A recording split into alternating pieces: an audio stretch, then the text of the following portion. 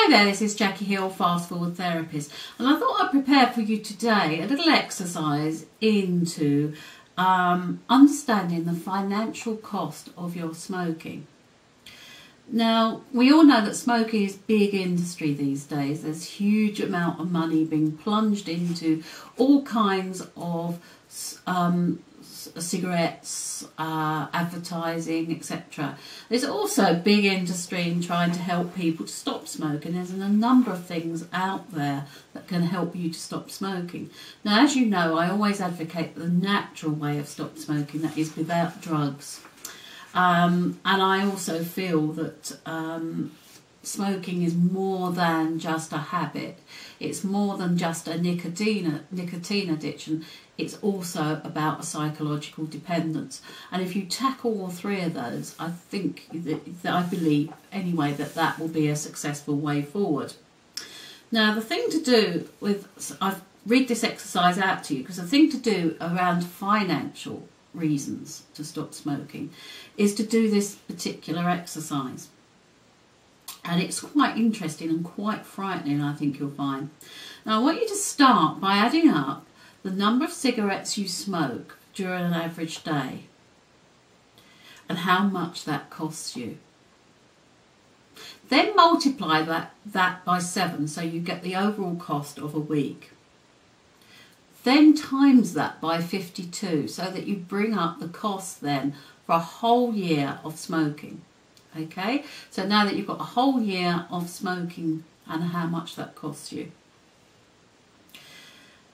Just look at that figure and just allow that figure to sink in. It may be a shock to you just how much you're spending on smoking. So just spend a few moments just to absorb that figure. Now it's going to get a little bit more interesting.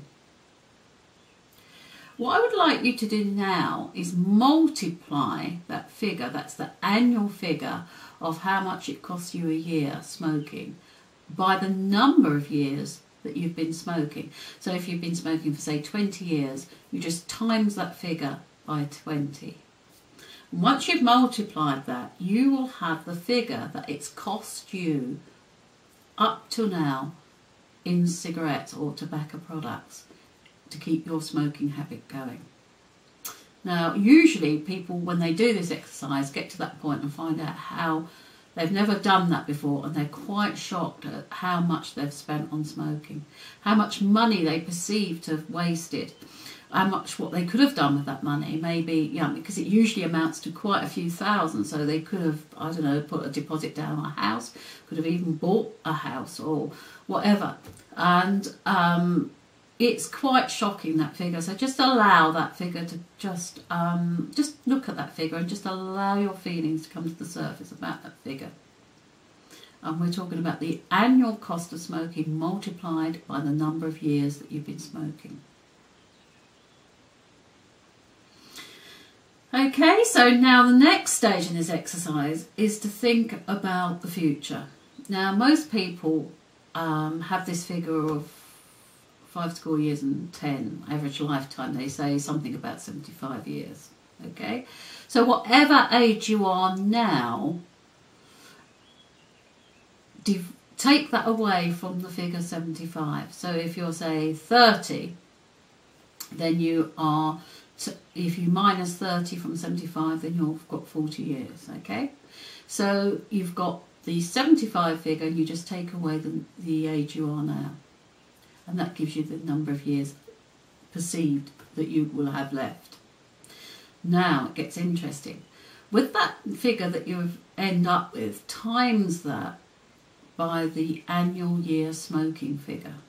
So if your figure, for argument's sake, is 5,000 a year that it costs you to smoke, and I know that's pretty high, but if it is that, you times it by the number of years that you have in the future up to the age of 75.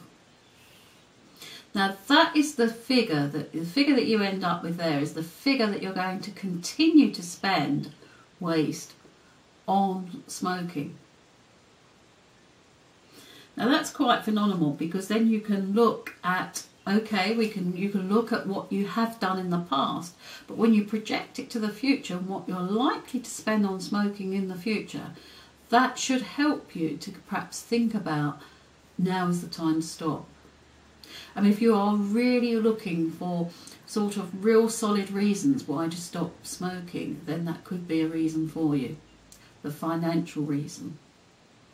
It doesn't seem a lot when you spend it on a day-to-day basis, but you actually sit down and add up how much you spend a year on smoking, times that by the number of years that you've been smoking, that comes to quite a large figure. And then to times the annual figure again by the number of years that you could have left if you carried on smoking. So I hope that's given you pause for thought, and I hope that helps in your decision-making process, if you like, if you want to stop smoking. It helps you retain focus if you're already if you've already stopped smoking and you want to remind yourself. It helps you retain focus. So I do wish you the best of luck, and I do hope that you are successful in stopping smoking, and I hope you enjoy this video tip. Take care. Bye for now.